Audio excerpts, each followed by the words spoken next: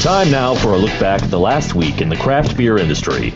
Pour a cold one and sit back for an all-new episode of Pints and Quarts, presented by Craft Beer Nation.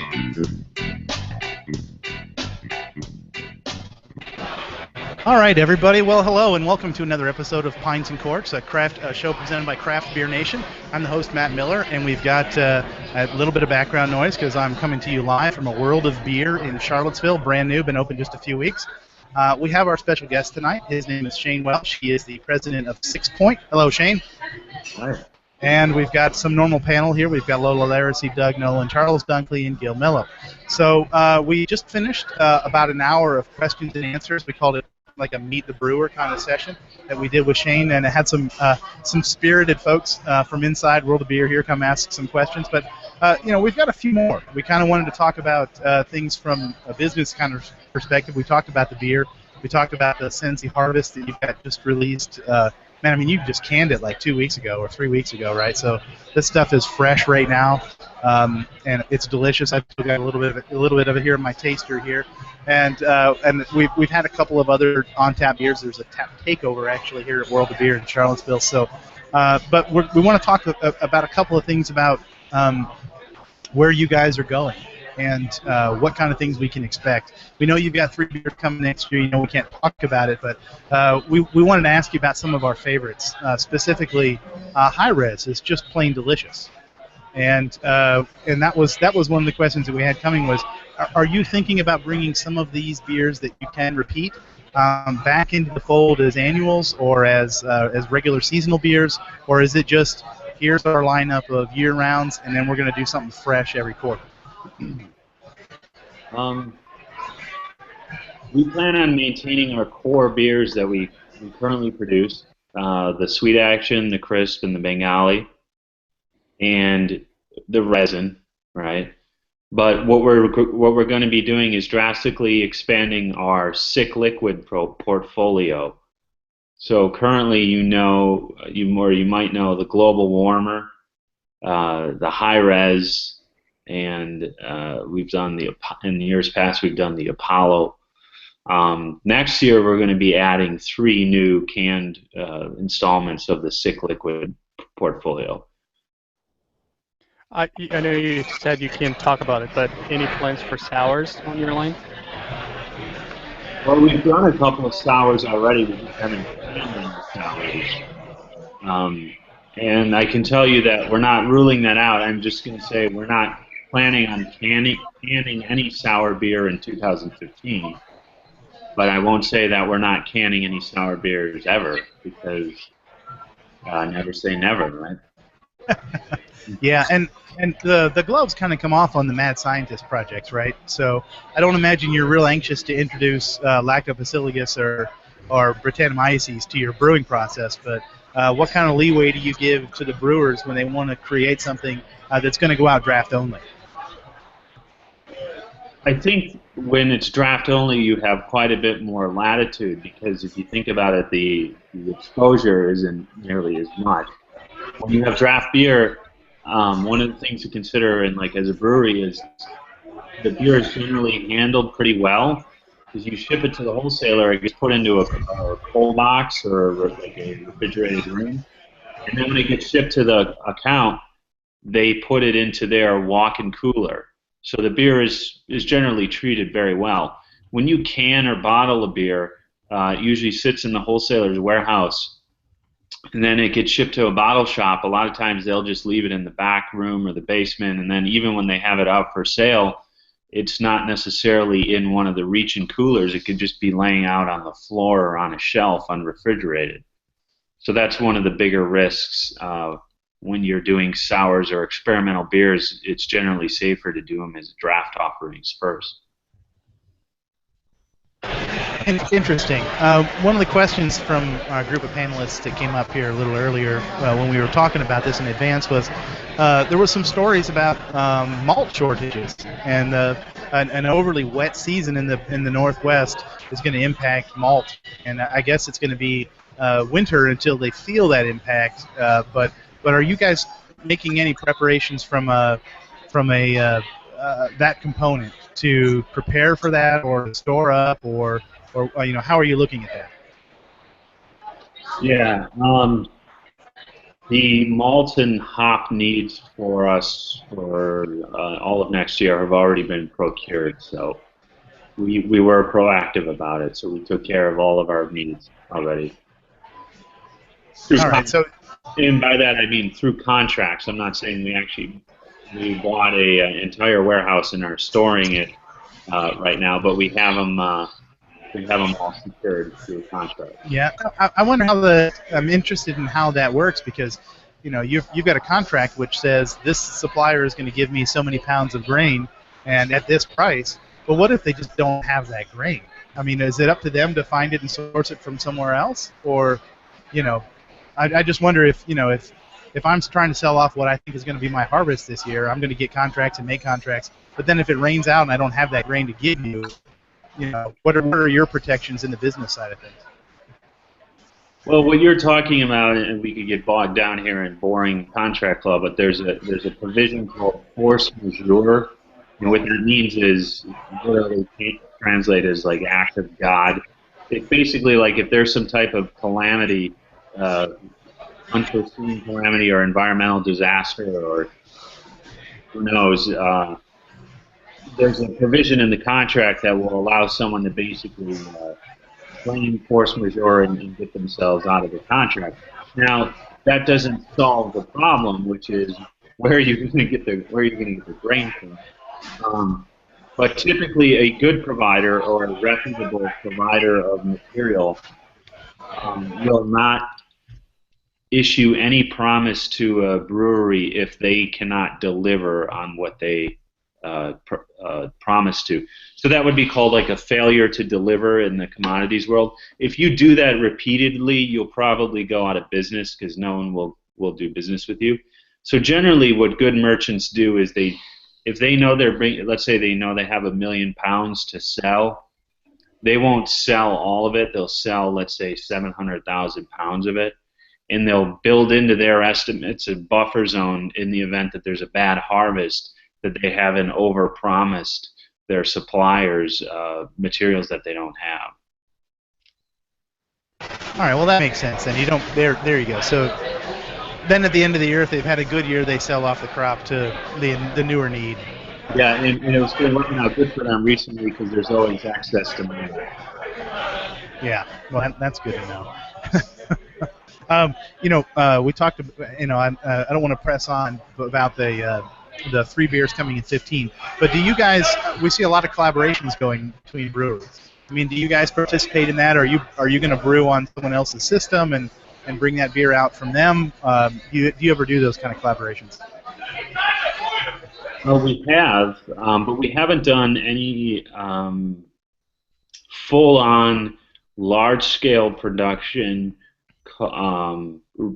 release, like with a massive distribution release or network-wide release. I'm not necessarily opposed to the idea, but I think that because there's so many collaborations that have already been done, I really would want to approach the whole concept with like a really fresh perspective to do something really cool. That's what we tried to do with the 3 Beans. We took a triple collaborative effort, but with 2 others who were outside of the brewing industry. I've been accused of hogging 3 Beans because I got so many, and I drink one a month, so I can taste the difference. Every month I get one. My supply is getting short, so that's why I was crying a little bit. I'm still hoarding 7 or 8 cans at the house, so I think I'm down to my last one. Yeah. I got excited when you keep saying our friends from this brewery and our friends from, I said, oh, maybe that might be another collab there. Yeah. Yeah. Well, what's interesting is that sometimes, like you would say, if you gathered all these great brewers and you tried to make one big giant collaborative brew, someone might be like, oh, it's going to be great. They got all these great brewers, and the product that they're going to come out with is going to be phenomenal. I've been there before where you try doing that and it turns out horrible. And I think the reason why is that every single brewery has their a good brewery at least, I think, has like a proprietary way that they do things. It's like they're almost like their style, right? And sometimes if you combine your style with someone else's, you can get something really dynamic. But if you keep piling on all these really individually dynamic people, you get too many cooks in the kitchen, if you know what I mean. You end up with something that's very misguided and all over the place. A good beer, much like a good artistic endeavor, or if you're putting together an album or something, it needs a strong, centralized artistic vision, and it needs someone to really kind of guide it and determine the vision on it. And if you get a lot of forceful people together, they may be fighting over the direction of it and may become very disintegrated. So it's really about how you execute those collaborations. That's the biggest key. Well, we did a spotlight probably about a little more than a year ago with Breckenridge, and we had one of our panelists mix 3 beans with Breckenridge's vanilla porter, and his reaction made it sound like it was something outstanding. So, just want to throw that out there. Yeah, man, we were talking about doing an idea called the 4 beans, where it's basically 3 beans, but actually uses vanilla in it, because obviously vanilla is another bean. So you could just add another bean to it, and now you have a whole new beer. So that's kind of funny that you brought that up, because we were actually doing it a couple of months ago for beer. All right, so we can call it the Randy Gardner Jr. 4 beans. Quinto beans or RGJ. quadro beans. Yeah, RDJ. RGJ. I'll buy 5 cases. So. Randy, you're supposed to ask for it free. It's named after you. Oh yeah. Well, he's trying to entice Shane to make it, so he didn't want to have to give it all away. Don't put the cart ahead of the horse. You get it. That's right. Cart ahead of the horse. Or ahead of the cart. We got just a few. Go ahead, Gil.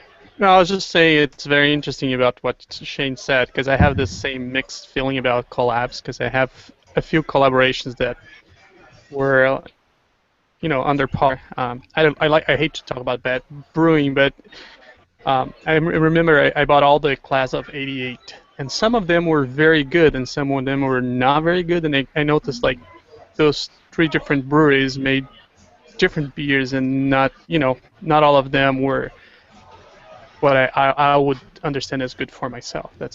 Doesn't mean the beers are good. I think like what Shane is saying, I think when you get so many heads thinking about something, you kind of overthink what the beer is or what you want the beer to be. So you've got so many different opinions on what they want it to be that it kind of mutes down what the overall idea you might be going for, or whatever.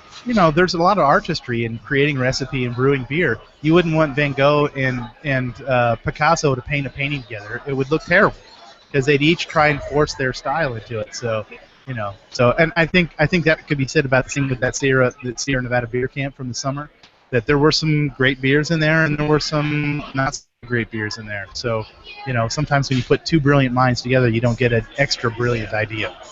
Sometimes you do, and sometimes you don't. That's true.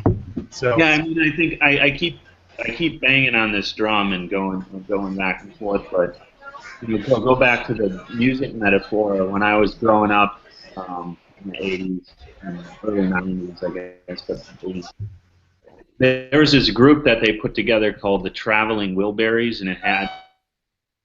I know that. It was Bob Dylan, Tom Petty, Roy Orbison, Jeff Lynne, and George Harrison. Not Yoko. And one of the, so here you have like some of the greatest all-stars of the past, 30 years or whatever, 30, 40 years at the time they were putting that together. So some people would be like, oh, wow, it's a super group. They got all these dudes together, and now they're going to crush it, right? And they didn't really, the music that they generated wasn't very memorable. Wait, but I have that song in my head now. Right? Most people can't even name a single tune from those guys. I love that song. Yeah, baby. Wait, well, now I can't sing it because I'm on the Well, the point is you can't have too many chefs in the pot, right? I mean, at some point, somebody's got to take a back seat in order to make, probably the best product. If everybody wants him impart, their particular influence. It may not necessarily work with the other side's influence. Yeah, to your point too, Randy, is I think the way to approach it is if we're going to do a collaboration, we would look for a brewery that's complementary to ours. Right. You know, like someone who can really add value or add a new dimension onto what we're doing. I think where some of the breweries fail is when they say, "Hey, we have a good following, you have a good following. Let's combine our brands together, and then we'll have a powerful marketing concept." Mm-hmm. But that doesn't really do anything for the consumer. The customer wants a great formulation to come out of it, Mm-hmm. not just a sensational marketing scheme, you know. So yeah, you know, you'd want to be like, hey, if we make really like if someone did really awesome high gravity beers teamed up with someone who did really good barrel aging, you know, that might be a winning combination right there. You know what I mean? absolutely. You know. Well, I want to ask you this. So, you know, most breweries have, and forgive me if you guys have spoken about this already, but most breweries have an identity, right? Stone, you know, those guys, they hop the heck out of their beers, and in my opinion, I think Lagunitas, I think that like they're able to strike a really good balance with their malt and hops, even though they can come off hoppy, but I think they strike a really good balance with their beers. What would you say is the identity of Sixpoint? Well, I think from the very beginning, we were always had a reputation of making aggressive beers with hoppy beers, but we also were not afraid to push the boundaries for formulation. I think people, when they first encountered our beers, at least at the time that we were making them on the East Coast and the Northeast, no one had really brought those types of styles and that kind of innovation to where we were at the time. And I think what our identity is people are always expecting, like, okay, what are these guys going to come up with next, or how are they going to generate new formulations to continue to surprise us? And that's why I'm really excited to have 3 new beers coming out next year. But also, I can't ignore the existing beers that we have. One of the things that's unique about Sixpoint is that we're always tweaking the existing beers. Good. Very incrementally, with very minute changes, but over a long period of time, they accumulate. You know, so like we've been working with different hop profiles and the resin and the Bengali and the sweet action, and people say, well, why did you change the recipe? And I'll explain to you why. This year, new hops came out on the market, right? Mm-hmm. These are hops that were just invented just the past couple of years. There you go, bro. So if a hop was just invented or they was just bred at the Hop Union or Yakima Chief Breeding Institute, and it was just released to brewers, am I supposed to say, sorry, I can't use that because the recipe that I already developed in Bengali is static and it can never change? Right. Or should we be like, hey, no, we're dynamic and we want to maybe incorporate this hop a little bit into our recipe? So that's what we do. We're constantly looking to tweak things. To, you know, you're tasting it. We do qualitative, so we have 2 lab reports that we generate every day for each beer. But the lab report is just data. It's just numbers on a spreadsheet. The qualitative analysis is when the beers are all done and packaged, we sit there and we drink them, and then we talk about them. About how can we tweak them or make them better. Well, that's awesome. For what it's worth, my first Sixpoint beer was resin, so the bar was set really high, and I'm proud to say that I haven't been disappointed yet. So you guys are definitely doing some awesome things there. And if you want to brew something with some Galaxy hops, I mean, I wouldn't tell you not to. So just want to throw that out there too. Well, the high res uses a lot of Galaxy hops, so that's why I loved it so much. Well, fantastic. We're going to shift gears just a little bit. We want to cover a couple of news stories, maybe get Shane's perspective on some of this. But the big news, I think, for me, at least being a Virginian, and Doug, pretty much is Stone's announcement here, leaked yesterday, official today. Doug, what kind of details did you find in the news?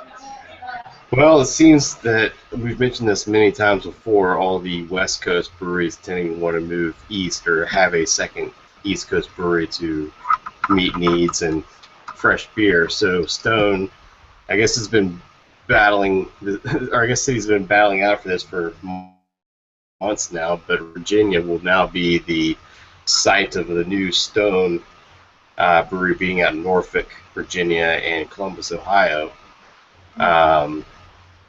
And I guess they're planning on to have this facility open late 2015, early 2016.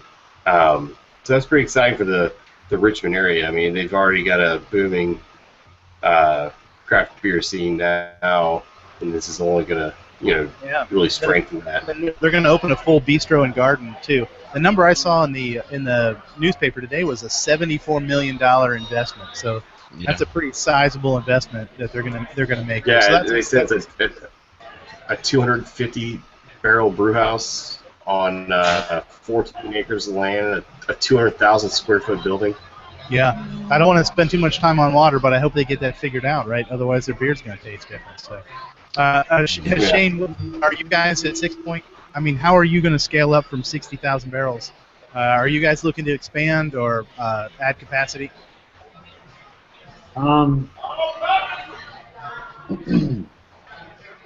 Is that a loaded question? Is that an unfair question? No, it's not. It's just that I don't want to douse the flames of a very exuberant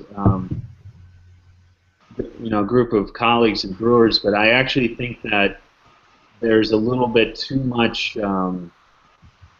Because I look at our finances and everything every day, and I just think that sometimes there's just too much excessive spending going on out there. I think what Lagunitas did is the way to go. They built a very humble, affordable $25 million facility by converting a very decrepit, old, rundown warehouse on the south side of Chicago, and I admire their humble approach. And they're producing, and they're able to produce 400,000 barrels out of that facility. The new one, once it's fully online. Don't get me wrong, the Sierra Nevada facility that they just built in just south of Asheville is stunning, but it was over $100 million. I think it was $150 million. Wow. To produce that facility. So the way I see it as a person who was always, my whole life, ever since I grew up, my family, we always conserved everything. My mom saved every little bit of the meal, and we cooked leftovers and saved scraps for. She used to sew my own clothes when I was growing up. I had kind of that built. My dad built the house I grew up in. I come from from kind of a culture that you try waste not, want not, basically. And when I started Sixpoint, we bought a lot of used tanks and used kegs. And I get worried sometimes that too many craft brewers are building these excessive palaces. Like, you don't need a palace or a mausoleum. You just need to make really good beer. And I believe that 20 or 30 years from now, we'll look back and we'll say that Lagunitas took the right path. And if there's a path that Sixpoint will take, it'll be more like that than building out a massive palace or something like that. I think the most important thing is don't forget about the beer and don't forget about the customers. Well, I'll say with the small brews we have, we definitely see that. I'm in Jacksonville, Florida, and we have some wonderful small breweries, and most of them are in older buildings. We're talking 100-year-old buildings at least. So they know how to use what already exists. Yeah. And it's really it's a consumer revolution that's going even well beyond beer. I mean, people are just finding ways to recycle and repurpose things that it's just sort of the new way of doing stuff, Well, that kind of feathers right into the next story that Gil's going to talk about, and that is if you're talking about make a palate if you want, but don't let the beer suffer for it. And that kind of comes back to what Gil's got here about there's some great beer out there. You guys are making it. There is some bad beer out there too. Yeah. There was just an article, you might be I mean, you guys read a lot of blogs, I'm sure, and there's been several articles about this in the past couple months. I mean, there's many people who are concerned.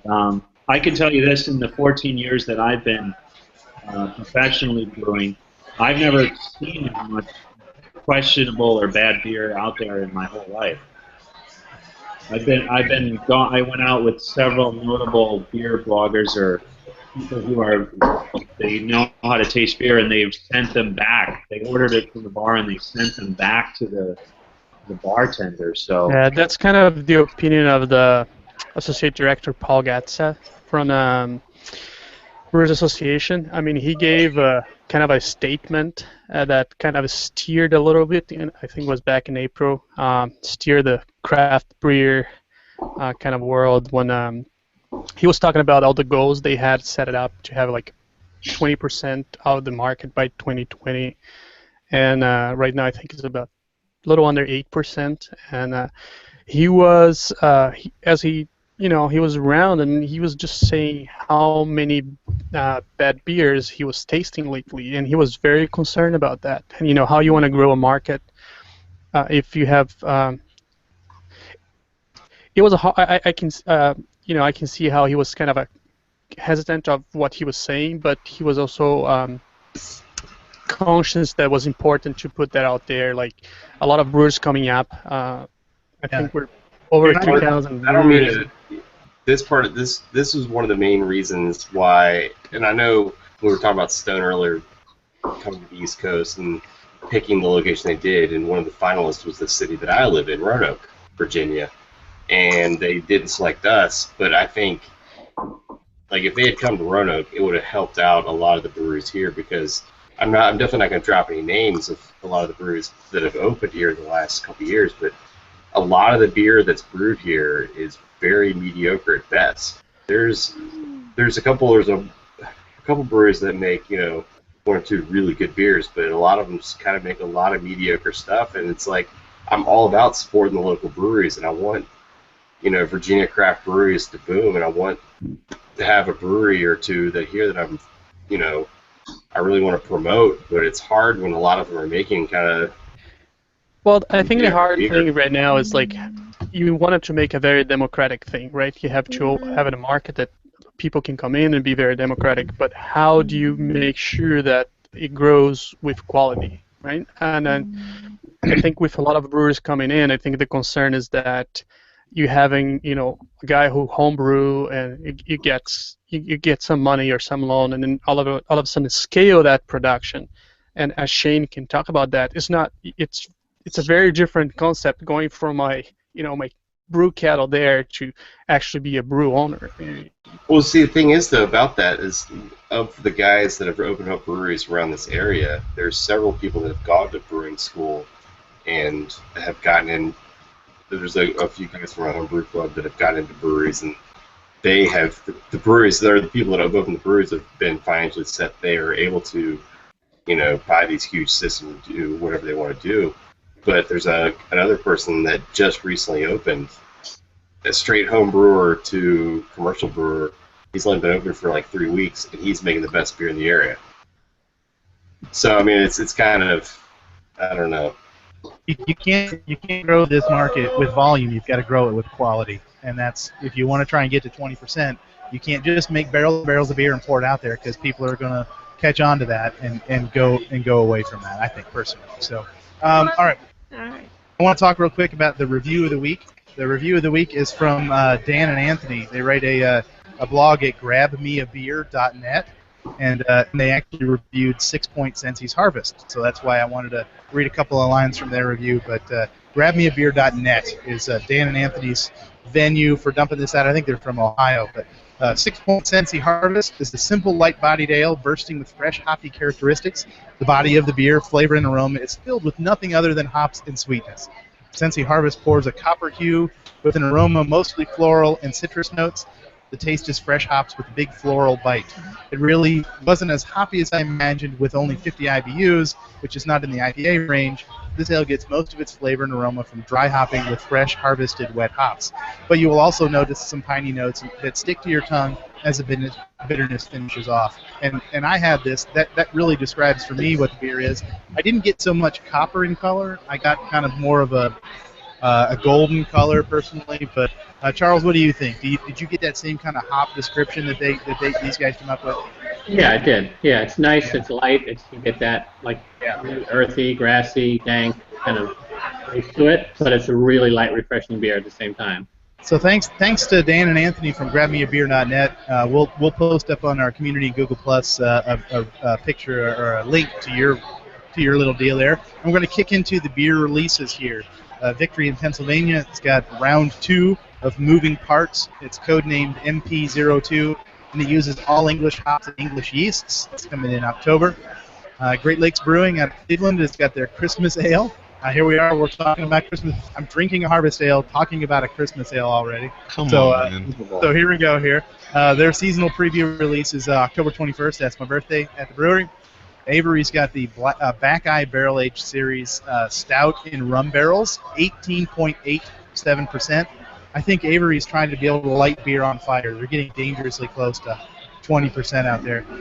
Green Flash is the San Diego brewery. It's got Silva Stout Batch 1 of Cellar 3 Series. That's coming out, and looks like it was brewed in March, and it's been in bourbon barrels since then. It's going to be bottled in November. So anybody sensing a theme, a dark beer theme, here they come. It's the fall. It's fall now, so I'm ready for all these. Sierra Nevada got Narwhal Imperial Kentucky Bourbon Barrel Aged. That's a 750 bottle, and that's going to be hitting the shelf here just now. So if you want Narwhal, which is delicious by itself, coming out of a bourbon barrel. Hey, there's a dog, too. We got a rim dog.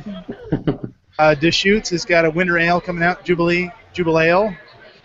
Founders has got Backwoods Bastard aged in oak bourbon barrels beginning November. I've got a vertical going. Anybody who sees that, call me. I need to get one of those. I've got a 3-year vertical. I need a 4th. Funky Buddha's got Undefeated Saison, and a French-style Saison. It was brewed with grape must and champagne yeast. It's coming out in the next couple of weeks. I don't know what grape must is. Is that the yeast off of the grape skins?